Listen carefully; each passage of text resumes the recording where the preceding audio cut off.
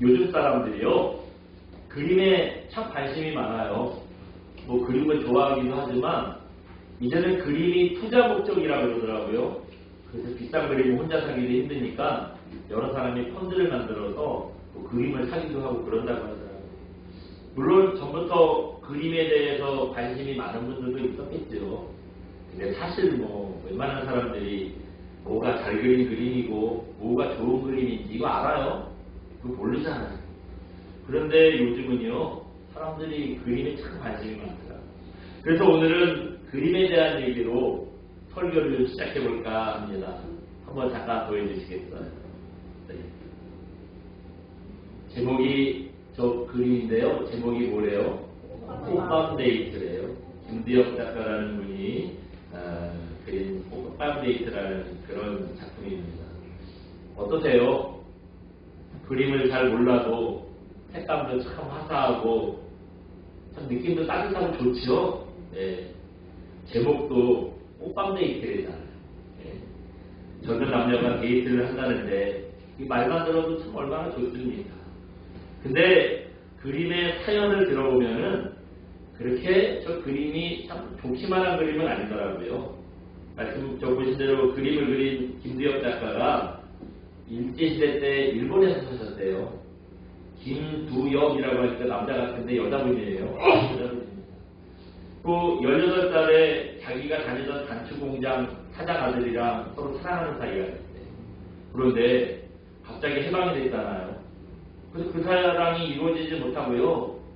막 해방됐다고 하니까 막 짐을 따가지고 아버지가 우리 고향으로 돌아가자, 우리나라로 돌아가자 막 그러더래요. 그래서 온 가족이 한국으로 돌아왔답니다. 돌아오자마자 옛날 분들이 그랬잖아요. 얼굴도 한번 본 적 없는 남자랑 어느 날 갑자기 결혼을 했대요. 근데 이 남편이 가정에도 무관심하고 밖으로만 놔돌고 뭐 그런 분이었다는 거예요. 그러니 남편이랑 사이가 좋겠어요. 저 그림은요, 자기가 사랑하는 남자를 두고 왔잖아요. 자기가 진짜 사랑했던 사람과 그 옛날에 행복했던 시간을 추억하면서 그린 그림이래요. 근데 그렇게 남편이랑 사이가 안 좋은데도 다복해요. 한남매나 낳았더라고요. 한남매를 낳았어요. 남편이 가정에 무심한 사람인데 뭐 자식 키우겠어요? 나는 모르겠다. 네가 알아서 하라. 집에 들어오지도 않더래요. 그래서 할머니 혼자 팔남매를 키웠답니다. 팔남매 키우느라고 평생 하루도 쉬어보지 못하고 일을 했대요. 그러다가 이제 80살쯤 되니까 누가 일을 시켜요. 그러니까 이제 그때야 일을 놨다는 거예요. 근데 일을 쉬게 되니까 평생 일하던 분이 할 일이 없으니까 너무 심심한 거예요. 그래가지고요, 자기도 모르게 달력 직장에다가 사과를 하나 그렸대요. 아들이 그걸 보고 깜짝 놀랐다는 거예요. 엄마가 그림을 너무 잘 그리더라는 거예요. 근데 이 아들도요, 사실은 화가예요. 그러니까 본인이 그림 보는 눈이 있잖아요.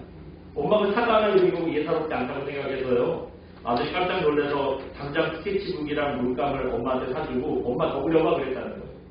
그때부터 이 할머니가 80대에 그림을 그리기 시작했어요. 바로 이분이세요. 한번 보여주시겠어요? 네, 저분이십니다. 그림은 둘째 치고요, 평생 학교 근처도 못 가본 분이세요. 아들이 그림 잘 그린다고 칭찬하고, 그냥 아들이 칭찬하면 그래도 할 텐데, 그래도 명색이 아들이 유명하지는 않아서 화가잖아요. 화가가 인정하니까 엄마 기분이 좋은 거예요. 또 그림 자꾸 그리니까 집에 오는 사람들마다 깜짝 놀라면서 할머니 왜 이 그림을 잘 그리냐고 사람들이 오는 사람마다 칭찬을 하더라는 거예요. 칭찬 듣는 맛에 자꾸 그림을 그리다 보니 벌써 그림을 600여 점이나 그리셨고요. 지금은 95세시래요. 95세신데 지금까지 그림을 열심히 그려서요, 전시회도 얼마나 많이 하는지 몰라요. 또 이런 사연이 알려져서 여러분 혹시 저분 보신 분이 있을지 몰라요. KBS 인간극장에도 나왔어요. 네, 그랬다는 거예요. 80살이면 하던 일도 그만하고 이제 그 쉴 나이 아닙니까?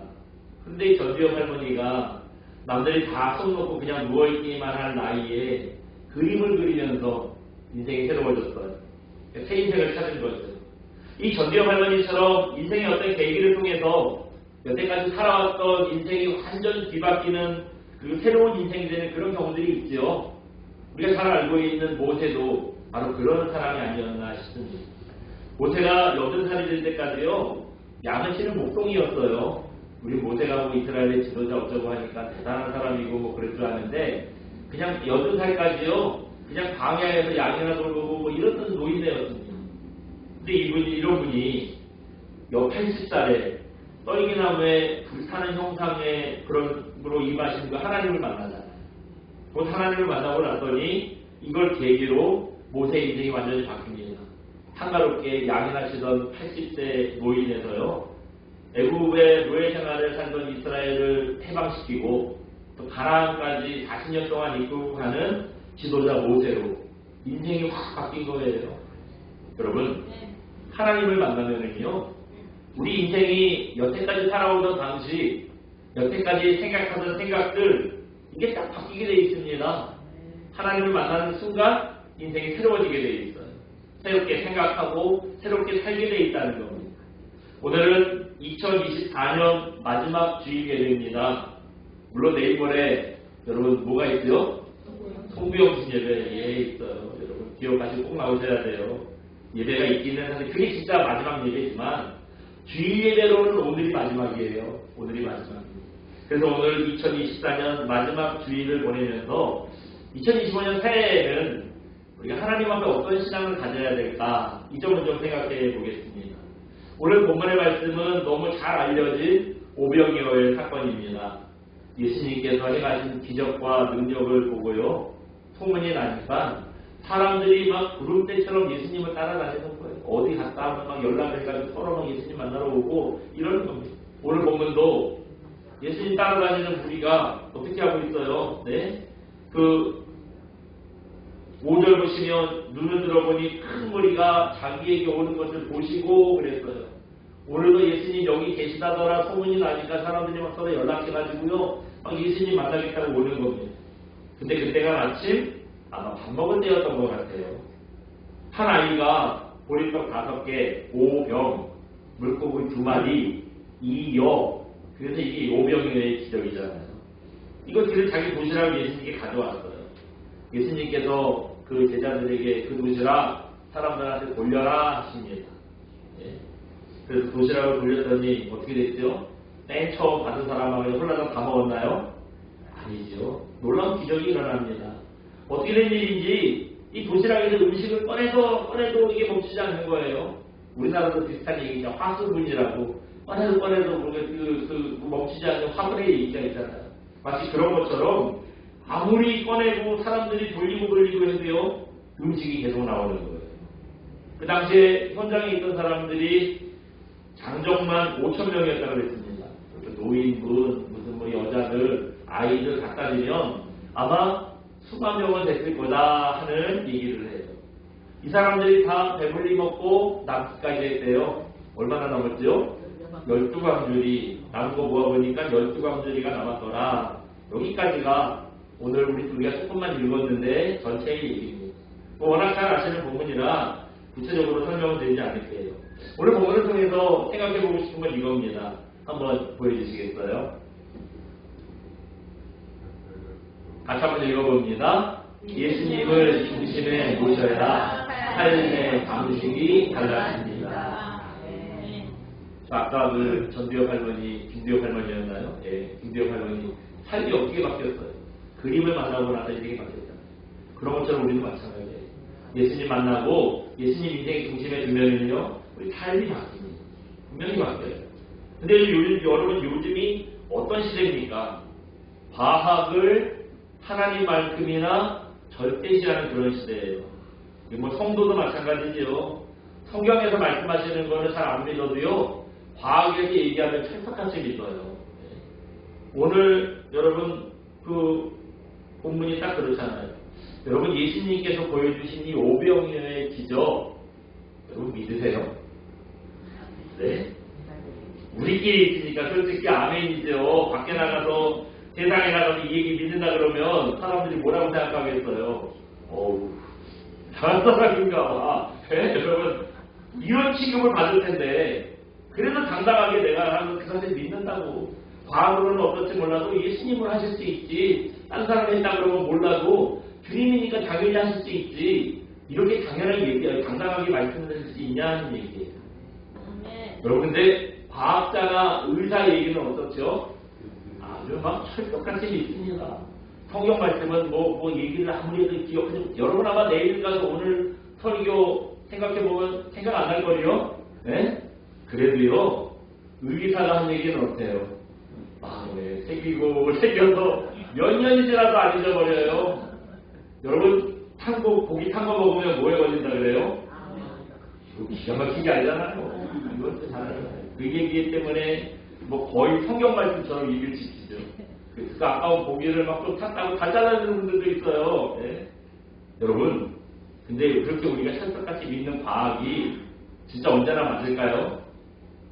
설탕 대신 단맛을 내는 사카린 있잖아요. 그 사카린을 옛날에는 설탕보다 싸다고 우리 어르신들 많이 드셨잖아요. 근데 1977년에 캐나다 국립보건연구소가요, 사카린에 발암물질이 들었다 하는 연구 결과를 발표했어요. 전 세계가 받으셔가지고 사카린 생산 금지, 뭐 이거 판매 금지, 이렇게 돼가지고 사카린이 뭐 거의 전 인류에서 전멸되다시피 했습니다. 근데 2017년에 반대 결과가 나왔어요. 사카린은요, 암이랑 아무 상관이 없다. 옛날에 이 사카린 불법으로 유통하다가 걸려가지고 막 감옥에 가고 그런 분들도 있었거든요. 근데 2017년에 다시 한번 연구해보니까 이게 암이랑 전혀 상관이 없대요. 오히려 사카린이 설탕보다 단맛이요 300배가 많대요. 그러니까 막 조금만 먹어도 엄청 달죠. 거기다가 열량은 제로라는 거예요. 그래서 요즘 여러분 제로라고 이름 붙은 음료수 과자 많잖아요. 제로 콜라, 제로 사이다, 뭐 제로 미란다 다 있어요. 이게 다 사카린 들어간 거예요. 옛날에 이거 불법이라 그래서 안 넣었는데 지금은요 먹어도 단맛은 어마어마하고 열량은 없고 그러니까 괜찮다고 이거 다 만드는 거예요. 저 같은 당뇨병 환자가 설탕을 먹으면 안 되는데요, 사카린은 얼마든지 먹어도 된대요. 이게 얼마나 억울한 일이에요. 예? 잘못된 과학 지식 때문에 40년 동안 내가 사카린을 못 먹었잖아요. 제가 40년 동안 설탕 안 먹고 사카린을 먹었으면 당뇨병에 아마 안 걸렸을 수도, 예? 그렇지 않았을까요? 그런 걸 보면 우리가 그렇게 맹신하는 과학도 완전하지 않구나. 언제든지 틀릴 수 있구나. 우리가 이거 좀 알 수가 있어요. 그런데도 세상은 말할 것도 없고요. 우리 성도들까지 이 과학이라고 하면은 아주 뭐 성경 말씀보다 더 잘 믿습니다. 물론 과학과 상식을 무조건 무시할 수는 없어요. 여러분 무조건 무시하면 안 됩니다. 과학이 다 틀린 얘기도 아니에요. 그리고 과학이 발전한 덕분에 우리가 얼마나 살기가 좋아졌어요. 그러니까 여러분 한 가지 아셔야 될 게 있어요. 상식이 통하는 나라가 돼야 돼요. 상식이 통하는 나라가 돼야 세상이 건강해지는 겁니다. 예? 그냥 무대포로 이거 그거 뭐라 그러죠? 광신자처럼 이렇게 믿어도 안 돼요. 상식이 통하고 누구나 합리적으로 생각하는 세상이 돼야 돼요. 그렇다고 과학을 신앙처럼 또 너무 따를 수도 없다는 거죠. 근데 오늘 본문에 보시면 예수님의 제자 빌립이요 바로 이렇게 과학과 상식을 맹신하는 그런 사람이었던 것 같아요. 어떻게 할 수 있느냐? 오늘 보면 7절 한번 읽어볼까요? 우리 보면 7절 같이 한번 봅니다. 시작. 빌립이 각 사람도 누구씩 받게 할지라도 입에 대는 용의 떡이 부족하리이다. 아멘. 예. 이게 무슨 말이냐면 5절에서 예수님께서 아까 우리가 잠깐 본 것처럼 사람들이 막 큰 무리가 예수님께 막 구름대처럼 몰려오는 상황이었잖아요. 그때 주님이 뭐라 그러셨냐면 5절 빨간 글씨만 한번 우리 읽어볼까요? 같이 봅니다. 시작. 우리가 이 사람들을 먹이겠느냐 하시니, 예수님이요 그 사람들이 막 구름대처럼 몰려오는 거 보고 밥 먹을 때가 됐는데 우리가 이거 어디 가서 떡을 사가지고 이 사람들 먹일까? 이렇게 말씀을 하셨어요. 이 말씀 끝나자마자 빌립의 머리가 이제 팽팽 도는 거예요. 계속 오는 거 보니까 남자만 5,000명 되겠구나. 그것도 애들도 자꾸 따라오네. 여자들도 있네. 그럼 얼마나 더 붙어야 돼? 막 그리고 그 아마 이거 그냥 제 생각인데 애가 도시락을 5병이어를 싸왔잖아요. 그게 아마 사람들 한 끼 먹는 기준이었던 것 같아요. 그러니까 애들 그만큼 싸웠겠죠. 그래서 뭐 한 사람이 물고기 2마리, 보리떡 5개 지금 먹을 테니까 1인분에 얼마 하고, 애들도 왜 이렇게 많이 따라와서 저것들 막 그러면서 이제 애들도 막 따라오고 플러스 알파 하고, 그럼 1인분 곱하기 5,000명에다가 애들 또 어른들 뭐 플러스 알파 해가지고, 와, 200데나리온으로도 안 되겠네? 계산이 금방 나오는 거예요. 그 많은 사람의 계산이 금방 나오는 거예요. 그리고 빌립이 이런 사람이었어요. 참 논리적이고요, 과학적이고요, 상식적인 사람이었어요. 오늘 본문에는 안 나왔는데 아마 베드로를 쳐다보고 누가 어디 가서 내길까 했으면 여러분 베드로는 어떻게 반응했을까요? 네? 그 많은 양을 어디서 살지, 우리한테 지금 돈은 얼마나 있는지 이거 생각도 안 할 거예요. 무조건 한자 그리고 뭐 먹을 거야? 그럼 주문부터 받았을 거예요. 그게 아마 베드로의 성격이잖아요. 여러분 빌립이 논리적이고 상식적이긴 한데요, 빌립한테는 한 가지가 없었어요. 뭐가 없었냐 하면 예수님이 없었습니다. 예수님이 없었어요. 예수님께 맡기면 예수님께서 전능하신 능력으로 뭐 다 해주실 텐데 그 예수님을 생각하지 못했던 거예요. 지금. 여러분 이건 우리도 마찬가지잖아요. 세상 사람들이 여러분 뭐 할 때 예수님을 염두에 두는 거 보셨어요? 예? 그 정도 되면 예수 믿는 사람이지 세상 사람들은 아니죠. 근데 우리도 이렇게 여러분 세상 사람이랑 똑같이 뭘 할 때 예수님의 역사, 예수님의 도우심 이거 염두에 두지 않으면요, 눈에 보이는 거 이상의 건 우리 할 수가 없어요. 이거 예수님의 역사 같은 건 평생 가야 우리 인생에 우리 삶에 나타날 수가 없는 거예요. 그냥 뭐 논리적이고 세상적이고 과학적인 일밖에 못하는 거예요. 누구나 다 생각하는 거, 누구나 다 할 수 있는 거, 그 정도에서 머무는 거예요. 누가복음 5장에 보시면 예수님과 베드로가 처음 만나는 장면을 볼 수 있습니다. 베드로 직업이 뭐죠? 어부. 예, 어부잖아요. 밤새도록 금을 던졌는데 한 마리도 못 잡았대요. 허상 치고 돌아와서 그물을 정리하고 있을 때였습니다. 주님께서 베드로한테 오시더니 깊은 데로 가서 그물을 던져서 고기를 잡아라, 그렇게 말씀을 하시는 거예요. 여러분 우리가 이 말씀 그냥 그랬나 보다, 예수님 말씀하셨나 보다 하는데요, 고기 좀 잡아본 사람이라면 이게 얼마나 비상식적인 일이었는지를 아실 거예요. 저도 김동환 집사님이랑 낚시 좀 다녀봤잖아요. 왜 예수님의 그 깊은 데로 가서 그물을 던져라 하는 얘기가 절대 그물을 잡을 수 없는 얘기냐? 첫째로 여러분 고기는요 깊은 데 없어요. 깊은 데 없어요. 우리가 생각할 때 태평양 한가운데 가면 바다가 얼마나 커요. 큰 고기들도 많으니까 뭐 넣기만 하면 무조건 나올 것 같잖아요.